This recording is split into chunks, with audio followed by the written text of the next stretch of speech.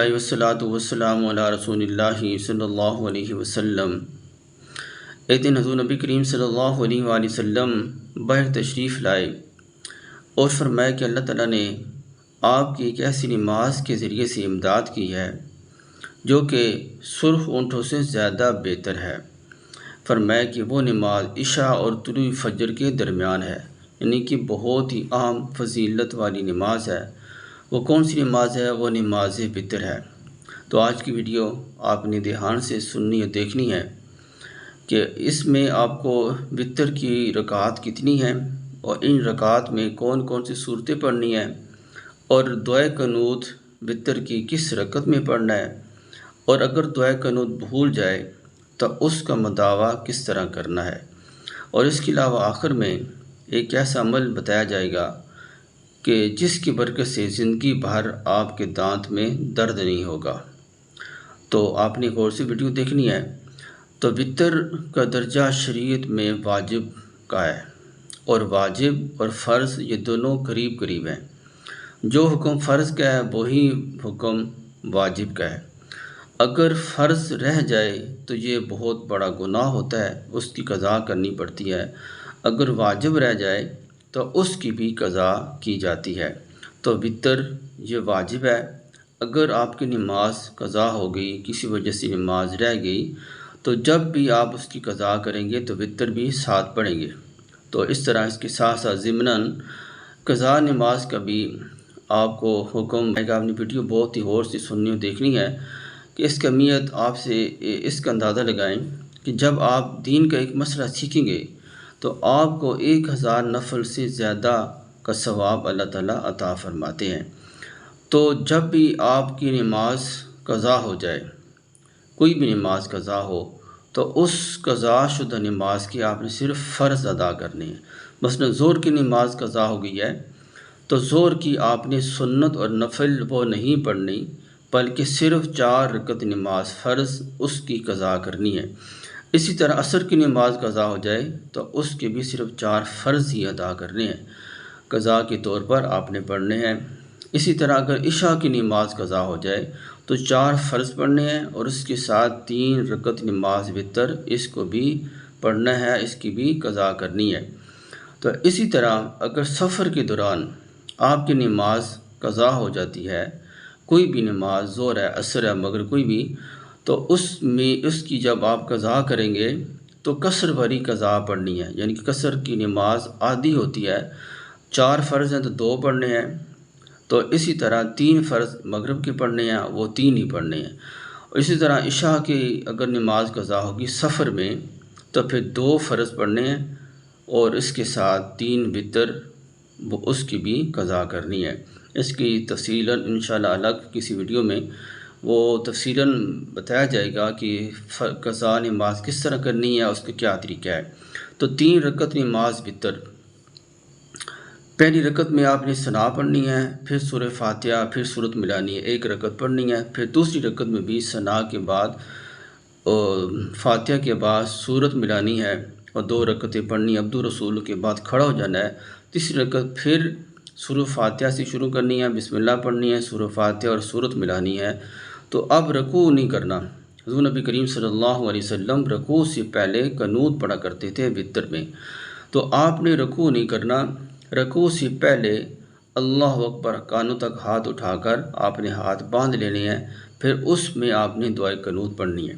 اللہم انا نستعینک ونستغفرک ونؤمن بک ونتوکل علیک ونثنی علیک الخیر ونشکرک ولا نکفرک ونخلع ونترک من یفجرک اللہم ایاک نعبد ولک نصلی ونسجد وإلیک نسعی ونحفد ونرجو رحمتک ونخشی عذابک ان عذابک بالکفار ملحق۔ یہاں تک پڑھ کر آپ نے پھر رکوع کرنا ہے، پھر اتحیات اور تشہد درود شریف دعا پڑھ کے سلام پھیر دینا ہے۔ تو یہ طریقہ ہے 3 رکعت نماز وتر واجب۔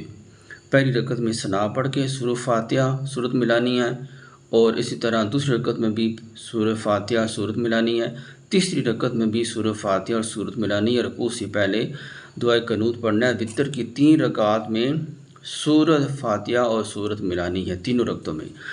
اگر آپ نے تیسری رکعت میں رکوع سے پہلے وطر نہیں پڑھے، یعنی کہ دعائے قنوت نہیں پڑھی، بھول کے آپ رکوع میں چلے گئے، تو پھر اس کا طریقہ یہ ہے، رکوع میں گئے تو پھر آپ کو یاد آیا کہ میں نے دعائے قنوت نہیں پڑھی اور میں رکوع میں آ گیا ہوں، تو پھر آپ نے رکوع سے واپس نہیں جانا، بلکہ آپ نے رکوع کرنا ہے، پھر کھڑا ہونا ہے، سجدہ کرنا ہے اور اتحیات بیٹھنی ہے۔ عبد الرسول پڑھ کر آپ نے ایک طرف سلام پھیر کر سجدہ سہو کرنا ہے، 2 سجدے ادا کرنے ہیں، اس کے بعد پھر نئے سرے سے اتحیات پڑھنی ہے اور مکمل پڑھ کے سلام پھیر دینا ہے، اور آپ کا جو واجب رہ گیا اس کا مداوع اس عمل سے ہو جائے گا۔ اگر آپ نے تیسری رکعت میں رکوع سے پہلے دعائے قنوت نہیں پڑھی اور رکوع میں چلے گئے، رکوع میں جا کر آپ کو پھر یاد آیا کہ میں نے دعائے قنوت نہیں پڑھی اور کھڑے ہو گئے، سیدھا کھڑے ہو گئے، رکوع سے قیام میں آ گئے اور آپ نے پھر اللہ اکبر کر کے دعائے قنوت پڑھی، پھر رکوع کیا، پھر سجدہ کیا، پھر آخر میں پھر سجدہ سہو کرنا ضروری ہے۔ آپ کو واپس نہیں لوٹنا چاہیے تھا رکوع سے قیام کی طرف، بلکہ رکوع کے اندر آپ نے تسبیحات پوری کر کے سبحان ربی العظیم 3 5 7 تک مرتبہ پڑھ کے پھر آپ نے رکوع سجدہ مکمل کر کے آخر میں سجدہ سہو کر لینا تھا، رکوع سے واپس نہیں لوٹنا تھا۔ اگر رکوع میں آپ چلے گئے، دعائے قنوت نہیں پڑھی، پھر واپس نہیں لوٹنا، بلکہ آخر میں آپ نے سجدہ سہو کر لینا ہے۔ اگر آپ واپس لوٹ گئے تو پھر بھی آپ کے لیے سجدہ سہو کرنا ضروری ہے۔ اسی طرح اگر آپ نے بھول کر پہلی رکعت میں دعائے قنوت پڑھ لی یا دوسری میں پڑھ لی، پھر بھی آپ کے لیے تیسری رکعت میں رکوع سے پہلے دعائے قنوت پڑھنا آپ کے لیے ضروری ہے، اور آخر میں سجدہ سہو کرنا بھی ضروری ہے۔ اگر سجدہ سہو نہ کیا تو آپ کے یہ وطر نہیں ہوں گے۔ اسی طرح حضور نبی کریم صلی اللہ علیہ وسلم وطر کی 3 رکعات میں کون کون سی صورتیں پڑھا کرتے تھے؟ ام المومنین حضرت امی عائشہ صدیقہ رضی اللہ تعالیٰ عنہا بھی فرماتی ہیں، اسی طرح حضرت عبداللہ بن مسعود رضی اللہ تعالیٰ عنہ، حضرت عبداللہ بن عباس رضی اللہ تعالیٰ عنہما کی بھی روایت ہے، فرماتے ہیں کہ حضور نبی علیہ السلام وطر کی پہلی رکعت میں سبح اسم ربک الاعلی، دوسری میں قل یا ایھا الکافرون، تیسری میں قل ھو اللہ احد، یا پھر قل اعوذ برب الفلق یا قل اعوذ برب الناس، یہ صورتیں حضور نبی کریم صلی اللہ علیہ وآلہ وسلم پڑھا کرتے تھے۔ اگر کسی کو یہ صورتیں یاد نہیں ہیں تو کوئی بھی پڑھ سکتا ہے، ایک مسنون عمل ہے۔ اگر آپ اس طریقے سے وطر پڑھیں گے تو آپ کو حضور نبی علیہ السلام کی ایک مشابہت ملے گی اور ڈبل اجر ملے گا، ڈبل ثواب ملے گا۔ اگر نہیں پڑھ سکتے، صورتیں یاد نہیں ہیں، تو کوئی بھی آپ صورت پڑھ سکتے ہیں۔ اسی طرح اگر دعائے قنوت یاد نہیں ہے، پوری دعائے قنوت یاد نہیں ہے، آدھی یاد نہیں ہے، یعنی دعائے قنوت نہیں آتی، تو پھر آپ کوئی بھی قرآن پاک اور حدیث رسول اللہ صلی اللہ علیہ وسلم میں مذکور کوئی بھی دعا آپ پڑھ سکتے ہیں۔ ربنا آتنا فی الدنیا حسنہ وفی الآخرۃ حسنہ وقنا عذاب النار، یہ دعا بھی آپ پڑھ سکتے ہیں۔ اگر یہ بھی یاد نہیں ہے تو اللہم اغفر لی یہ پڑھ سکتے ہیں، یا 3 دفعہ یا ربی یا ربی یا ربی یہ 3 دفعہ پڑھ سکتے ہیں۔ لیکن اس کے ساتھ ساتھ دعائے قنوت والی جو تو خاص دعا ہے اس کو بھی آپ نے ساتھ ساتھ یاد کرنا ہے، ایک ایک حرف کر کے، ایک ایک لفظ کر کے، تھوڑا تھوڑا کر کے آپ یاد کریں، لیکن اسے ضرور یاد کریں۔ اس سے پہلے آپ کوئی بھی قرآن پاک و حدیث رسول اللہ صلی اللہ علیہ وسلم میں مذکور دعا آپ پڑھ سکتے ہیں۔